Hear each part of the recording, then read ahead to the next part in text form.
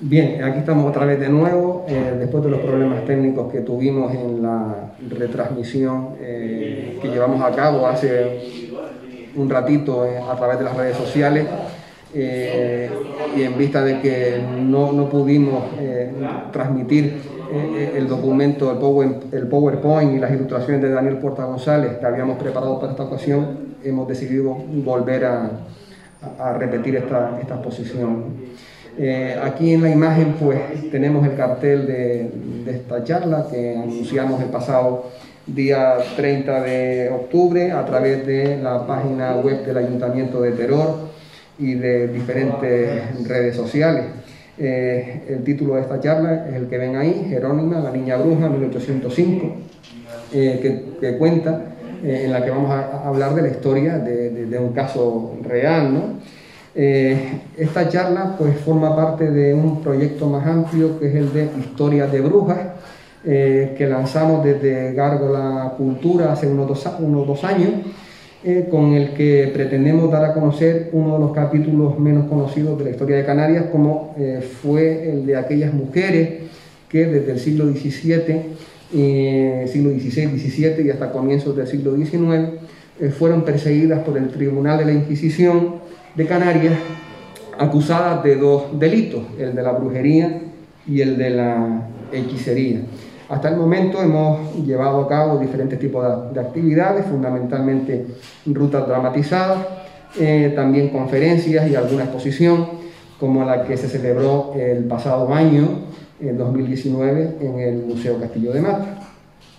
Bien, todas estas historias que contamos están basadas o están tomadas de fuentes originales, concretamente de los documentos del Tribunal del Santo Oficio de Canarias, que se custodia en el archivo del Museo Canario. El Museo Canario es la institución que custodia, que guarda todos los documentos que generó el Tribunal de la Inquisición desde el siglo XVI hasta el año 1835, que fue el año en el que desapareció.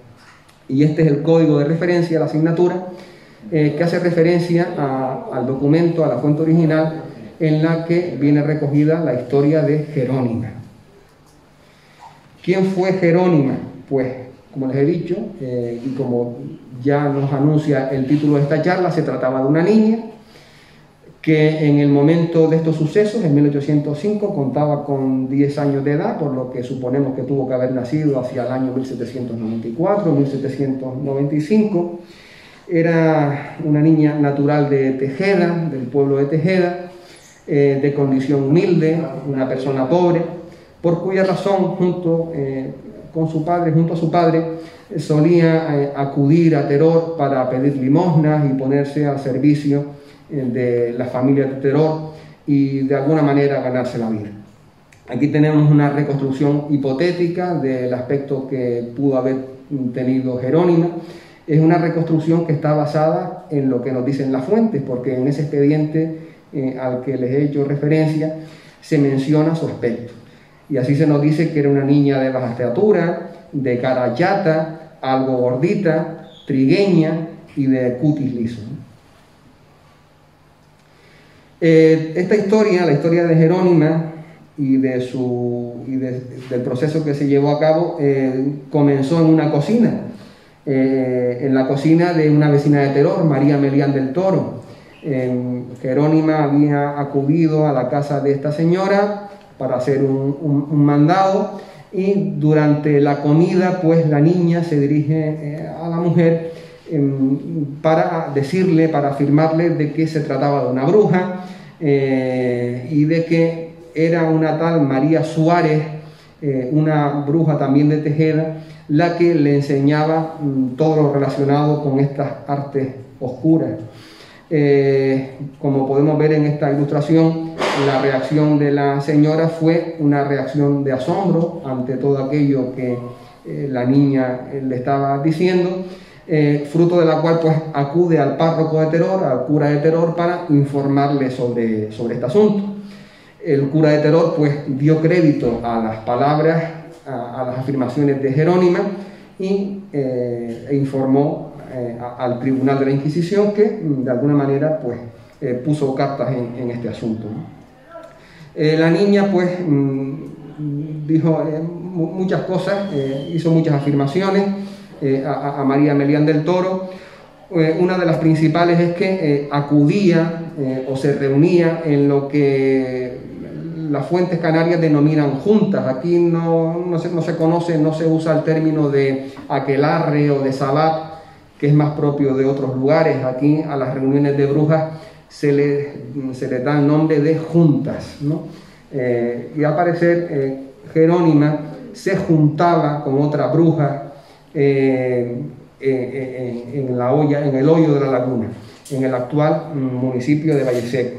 En ese expediente que se custodia en el archivo de la Inquisición no se describe, no se dan detalles de los rituales que llevaban a cabo en estas reuniones, solamente se decían que tenían lugar en el hoyo de la laguna, en el actual municipio de Valleseco, que se hacían por la noche, a altas horas de la noche, y que acudían a estas reuniones ataviadas de manera lujosa y con sus mejores galas. Sabemos que generalmente este tipo de reuniones de brujas tenían como objetivo principal adorar a la figura del demonio, de Satanás, que solía hacerse presente generalmente a través de la figura del macho cabrío, del cabrón, ¿no? Y que se llevaban a cabo diferentes tipos de rituales. Uno de los más conocidos y que a nosotros nos puede llamar bastante la atención es el de el osculum infame, o beso infame, que consistía en literalmente besar el culo del demonio, besar el culo del diablo como un acto de sumisión hacia su figura. Aunque, como les he dicho, en el caso concreto de Jerónima solamente se menciona el lugar, el hoyo de la laguna, también que se trataba de reuniones nocturnas y de que acudían a ellas con sus mejores galas. Evidentemente, por tratarse de una bruja, pues Jerónima acudía a estas reuniones no caminando, sino como lo hacían las brujas, ¿no? Volando. Y probablemente esta recreación es la primera imagen que se nos viene a la mente, que es la de una bruja volando a lomos de una escoba. Esto es así porque ya desde mediados del siglo XV, desde la Edad Media, una gran o la inmensa mayoría de los artistas que han representado el vuelo de brujas lo han hecho así, con estas mujeres subidas sobre una escoba, ¿verdad? Entre ellos, entre estos artistas, pues destacamos sobre todo a Francisco de Goya, a Luis Ricardo Falero y otros muchos más. Por lo tanto, cuando nos imaginamos el vuelo de las brujas canarias, pues probablemente esta sea la imagen que se nos viene a la mente. Sin embargo, tenemos que decir que en ninguno de los documentos de la Inquisición en los que se menciona el vuelo de las brujas se alude a las escobas. Solamente, al parecer, las brujas canarias no precisaban de escobas para poder volar, sino que lo único que hacían era untar sus cuerpos con grasa, con manteca de camellos y de cabras, y de esa forma pues conseguían volar por los aires, ¿no? Por lo tanto, si tuviésemos que imaginarnos realmente cómo pudo haber volado Jerónima, pues sería de esta otra manera, ¿no? Sin necesidad de utilizar escobas, como si hacían otras brujas europeas o americanas. Bien, la razón de ser de las brujas no es otra que la de hacer el mal. No existe la bruja buena. La bruja, por definición, es un ser malvado que pacta con el demonio y su principal objetivo es causar todo el mal posible, tanto a las personas como a los animales o a las cosechas. Y en este sentido, pues Jerónima relata un suceso que tiene que ver con esta condición de mujer malvada. Y es que, al parecer, ella y sus compañeras desriscaron a un muchacho y lo dejaron semienterrado, como podemos ver en esta ilustración, en esta recreación de Daniel Puerta, sin que, así, porque le dio la gana, ¿no? De alguna manera, ¿no? Que según cuentan los documentos traía unos bigotes como de garañón. Este hombre no podía ser otra cosa que una personificación del demonio. El encuentro de Juan Pérez con estas brujas pues produjo que todos sus miembros se paralizaran y solamente pudo ser curado tras ser llevado a la iglesia de Teror y untado su cuerpo con el aceite de la lámpara de la Virgen. Otro de los poderes que tenían las brujas era el de poder convertirse en diferentes tipos de animales, ¿no? Los documentos de la Inquisición pues mencionan diferentes tipos de animales, como podían ser los cochinos, en fin, las abejas, murciélagos, potros, palomas, cucarachas, yeguas, cuervos, gallinas, perros y especialmente los gatos. El gato era el animal preferido por las brujas canarias para transformarse. En el caso de Jerónima y sus amigas, pues se transformaban en hormigas. Ellas decían que eran capaces de transformarse en hormigas. Aquí vemos una recreación en la que de alguna manera Jerónima, ¿verdad?, está junto a un hormiguero y comienza a entrar en trance y poquito a poco va convirtiéndose, como podemos ver en estos magníficos dibujos de Daniel Puerta, en una hormiga. En fin, Jerónima, pues, como les he dicho, pues volaba, acudía a las juntas junto con otras compañeras para recibir las enseñanzas de esa bruja mayor, de esa María Suárez, vecina de Tejeda. Hacía todo tipo de maldades, como la de desriscar a los muchachos, a los viandantes, y era capaz de transformarse en hormiga. ¿Qué es lo que pasó con Jerónima? ¿La Inquisición llevó a cabo algún tipo de actuación contra ella? Pues no se realizó contra ella ningún tipo de castigo. Probablemente los inquisidores consideraron que se trataba de una niña, de las fantasías de una niña, y la cosa no fue a más, ¿no? Sí que se intentó llevar a cabo al párroco de Tejeda, se le comisionó para que pidiese información sobre esa tal María Suárez, vecina de Tejeda, para ver qué es lo que pasaba con ese asunto. Sin embargo, en el momento en el que recibe ese encargo, ya hacía un año que esa María Suárez había fallecido. Por lo tanto, todo este expediente, toda esta denuncia que se llevó a la Inquisición, pues no tuvo ningún efecto. Y también hay que decir que a esas alturas del siglo ya a la Inquisición le quedaban poquitos años de existencia, porque 30 años después ya ese tribunal había desaparecido. Y a esas alturas del siglo, pues este tribunal había llegado a la conclusión de que cualquier castigo que se infligiese contra una mujer que fuese acusada de brujería o de hechicería iba en detrimento de los propios objetivos de la Inquisición, porque a partir de entonces el resto de la población las consideraba como brujas verdaderas y lo único que se hacía era aumentar su fama, ¿verdad?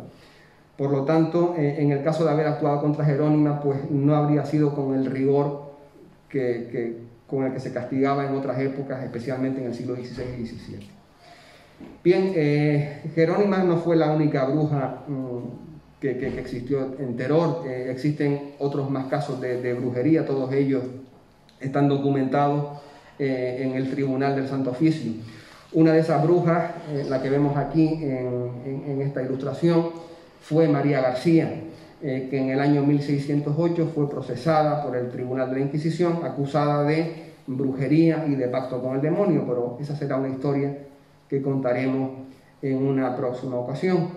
Bueno, y hasta aquí pues nos despedimos con esta presentación un poquito apresurada y que hemos decidido hacer ante los fallos técnicos que se produjeron durante la transmisión. Me gustaría aprovechar para dar las gracias a la Biblioteca Municipal de Teror, de forma particular al bibliotecario Iriome Sánchez Ramos, que en todo momento pues, ha sido, en fin, bastante diligente y amable con todos nosotros, al concejal de Cultura y Patrimonio Histórico, Enoc Acosta Santana, a Juan Luis Lorenzo López, que ha sido el encargado de transmitir esta charla, y es de alguna manera pues, la cabeza visible de la página terrortelevisión.com, y a Verónica Hernández Saavedra, pues, que ha sido la autora de ese vídeo que esta mañana publicamos en nuestras redes sociales, en la que se recrea la transformación de Jerónima, la transformación de la niña en bruja. Y hasta aquí hemos llegado. Ya espero poder seguir hablándoles en próximas ocasiones y que no vuelvan a suceder estos fallos, ¿no? Que probablemente sean pues, producto del poder maléfico del demonio o de las brujas que no han querido ayudarnos en esta ocasión.